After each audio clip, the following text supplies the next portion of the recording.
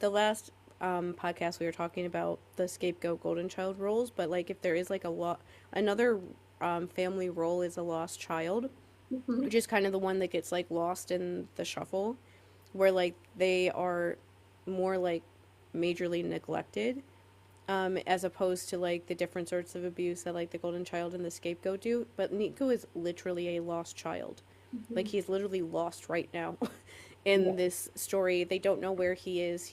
Even when he's okay, he doesn't really stay at camp that much. And so he's just that person that is just there's other crazy things happening. He somehow gets like lost in the middle of it all and ends up in these bad situations, probably because people just don't realize when he's gone, because he's not Mhm. around at camp enough for people to realize when he's missing, because he's never at camp enough where they would notice him being gone in that same sort of a way. Well, Like, I mean, with he was at camp for that one winter, right? Like mm-hmm. not even a month probably. No, it was like a And week. It was like the yeah, week that they were on the quest only for Titan's curse. literally there a week.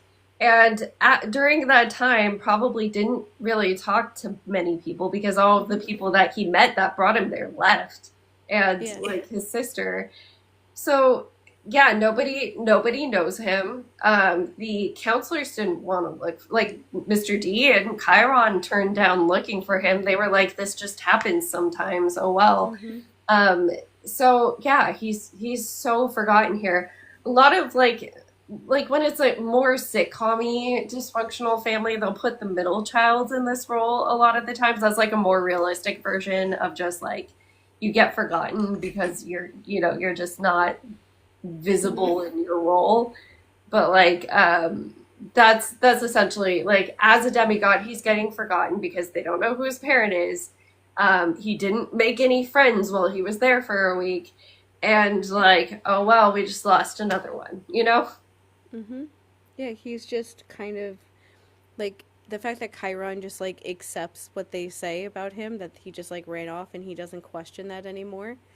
It's just like he just wasn't even really thinking about him very much. And like in the Heroes of Olympus books, people realize that Percy was abducted as soon as it happens because they know that he would be there, that Mhm. he would be at camp, he would tell them where he was going, he wouldn't just disappear and not tell anybody where he was. But like with Nico, like when something happens to him, he's not around enough for people to even notice that something has gone wrong. It reminds me. So this is a super duper '90s moment. You might not even remember this, but because I was young when this episode of TV aired, but it was on the show Party of Five, which was a show in like the early to like mid '90s, and it was about a family that a bunch five like kids ranging from like the early 20s to the youngest one was I think like 10 or 11, something like that. And their Mhm. parents die, and so then all the siblings are trying to like basically the older ones have to try to raise the younger ones, and that's the basic concept of the show. And so the youngest, there's this whole episode where the youngest daughter, this entire episode where none of them know where she is. And so they're all like panicking, thinking that she ran away, that she got lost, somebody hurt her, she's hurt somewhere, whatever. And they go on this whole panic. They like call the police and all this stuff, like reporter is missing. And then like the next morning she just like walks in and is like, "Hey guys, she slept over at a friend's house." Mhm. And none of the kids, like the older kids in the family, legitimately just like forgot. And like in the beginning of the episode, you see her leaving, like she told them all that she was sleeping over at her friend's house, and they all forgot and thought that and had the police out looking for her because they just forgot about her in that way. They didn't listen to what she was saying. And like that's the kind of stuff that happens a lot with Nico, is that he just people just like don't think about him like that. And for many books at least, they just don't. And he just is kind of this like weird afterthought in a lot of way for a lot of like the powerful people in this world.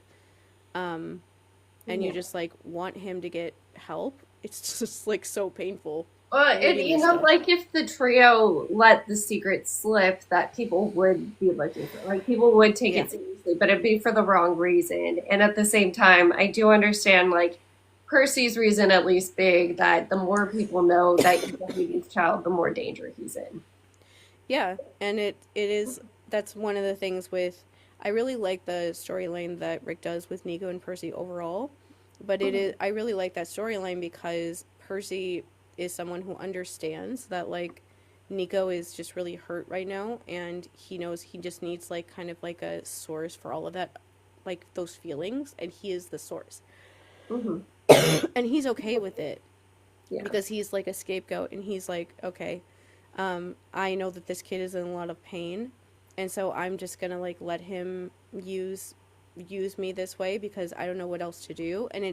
And like I feel like that storyline is one where when you read it when you're older, you like understand if you read it when you were very young, you would understand more of what like Percy's really doing there is that he understands that like Nico is really hurt and that he's just in a lot of pain and he's like acting out and angry at him and taking that stuff out on him because he's just going through horrible trauma and he just like is kind of like sticking it out with him long enough hoping that if he does that that Nico will realize that he's somebody that he can trust, that he can help him, that he's a good person and he just kind of hopes that he can like make it that they can make it through all of that stuff without it going too badly or Nico doing anything that would like cause any like real damage with anybody in this world. And so he just keeps it a secret of like what happened with him as long as he possibly can and a bunch of other stuff with him too because he just wants to help him. And I feel like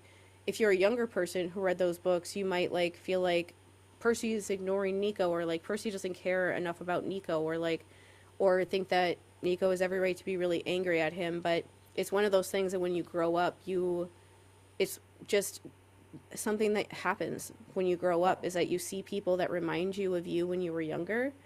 And even if they're upset with you or like angry at you or have feelings towards you or whatever, you can kind of see it happening. You just kind of let them because you just know that they're going through a hard time and you're just hoping that you're just trying to like make it last until that time is over and you can like come back around and talk to them again. Yeah. And that's very much what it's very interesting to even imagine seeing this sort of thing on the TV show.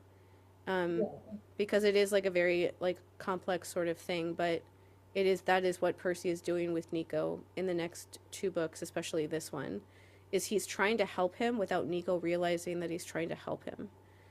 Because he knows that if he does find out that he might not want it, but it's like, but I want to help. I'm not just going to leave this kid like just alone like this. I'm going to try to help him even if nobody else can or will. I'm going to at least try. And it doesn't go well all the time, but he tries. And that's all you can really ask for. Yeah. And Percy does it in his own way. Like, Mm-hmm. it's it's not perfect, but it's very much coming from a place of empathy of like I what would I have wanted, kind of thing. Yeah. And it's just that Nico is so little Yeah, that it's maybe. he's such a little baby that you just like want to just like protect him somehow, or just like stop this craziness.